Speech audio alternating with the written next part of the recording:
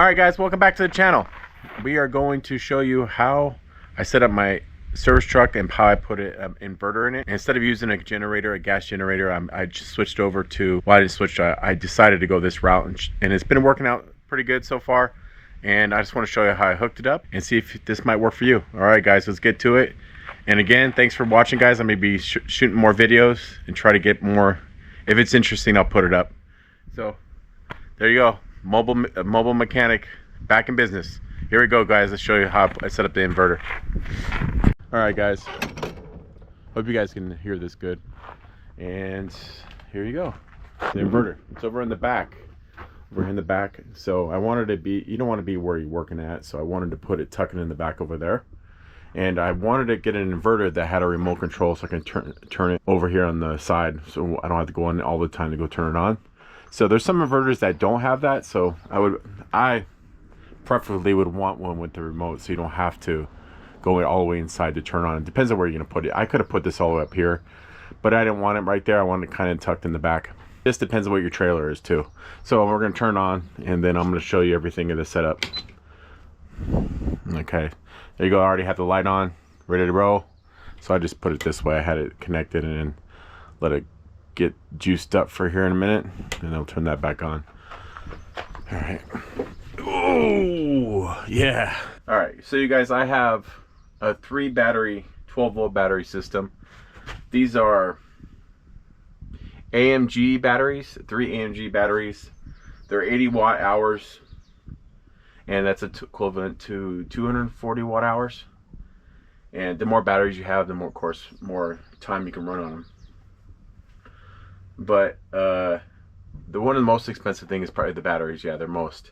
These one I got a deal on it. I got a deal on it because I found somebody that had them pretty cheap, and I tested them and everything. So I paid like 60 bucks a piece. These particular ones are, I think they're $250 a piece. So yeah, batteries can get expensive, and it depends on what kind of batteries you need. No, how many batteries you need for what kind of application. The biggest thing I'm going to be running is this air conditioning recovery system, and this thing pulls 400 watts, and that's pretty much what it's fine for what I have. And I have a vacuum pump when I do air conditioning, and then I have power tools and some lights. You don't need you can use one. Just depends on what you need it for. If you're just using lights, you might just need one battery. And if you have more equipment, construction equipment, more people powered off. I do have this electric compressor which will power off, which I don't really use it that much, but it will run it for a while, for about, well, I've only run it for like 20 minutes, and for what I need it for, I haven't really run it like long. And then this right here, I run for the max like 45 minutes, no, like 30 minutes on this, and then about 30 minutes, 20 minutes for the vacuum pump. So it's definitely done that. Let's go through the inverter. So I will put these batteries in the description if you want to buy some of these batteries. That they work pretty good. If you're gonna get lithium, they can get pricey. I'll put both. And then I got this inverter, which is 3,000 watts. I wanted to get enough wattage. It's up to you for what you need it for. You could, if you're just running one battery and just want lights and maybe charge your phone, maybe a laptop or something, 2,000 watts should be just fine. 3,000 watts is what I really wanted. 3,000 watts was what I really wanted. I set it up parallel style, which parallel means is that these are 12-volt batteries, and they're going to stay 12 volt.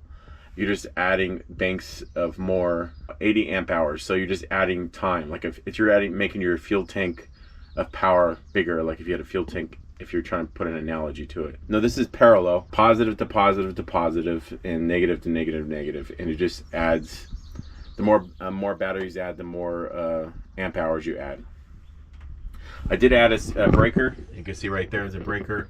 That's a 250 watt breaker, and battery cables I got kind of long because I didn't know if I was going to move it down in the future. You never know. So, and these I made sure that you want to make sure your cables are the right gauge. This is 2 gauge and 300 amp wire, which I'm not going to be using 300 amp right now. That's a lot of amps, guys. And the breaker's 250. So, and the way I charge it, guys, I got this Viking charger. It's at 1.5 amp, and it just wasn't working out for me, so I just left it on there. I'm not going to return it or anything. Because I needed to, after you're done with the day of your work, you need to come home, plug it in, and charge it overnight. So it's about 8 to 10 hours of charge time, and this one would not do it. So I went to this one, which is a really, really good one. I really like it.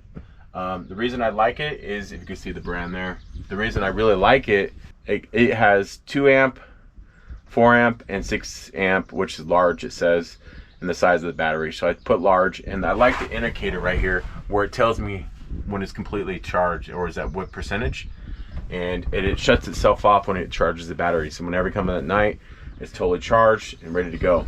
And I like that I don't have to permanently mount it, because I use this to use it for like a battery maintainer. So I just reverse it, I plug that in and charge like a car battery, or if I'm doing diagnostics, to keep the battery voltage at a certain height when I'm doing diagnostics. So yeah, this one is really good. I really like this one.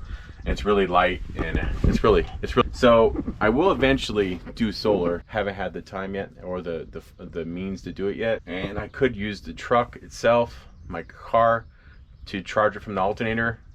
And there is ways you can set it up. They have modules so it doesn't bleed back and drain the batteries back to your vehicle. But I just haven't did that yet, because you literally got to pull a wire all the way from the battery and run cable all the way up to the trailer, and it's more in depth to get it up there. I think solar would be a little cheaper and more efficient. I would just have to put them up on one on top, or one panel. I don't know how many panels, and just put the, what do you call it, the module to watch, so you don't overcharge the batteries. So yeah, guys, hope that helped. I don't know if I'm talking too long, but guys, thanks for watching. I hope this video helped you, and I will be putting a lot more fix-it videos coming out. There's gonna be cars, trucks, anything I think is interesting that'll help you guys out. And if you guys if you need help in my area, just email me at bigrigfix@gmail.com. and I'm in the Northwest Arkansas area, Washington County, and just give me a shout out if you need something worked on. All right, guys, again, all the links in the description for the stuff that I showed you, and thanks for watching. Bye.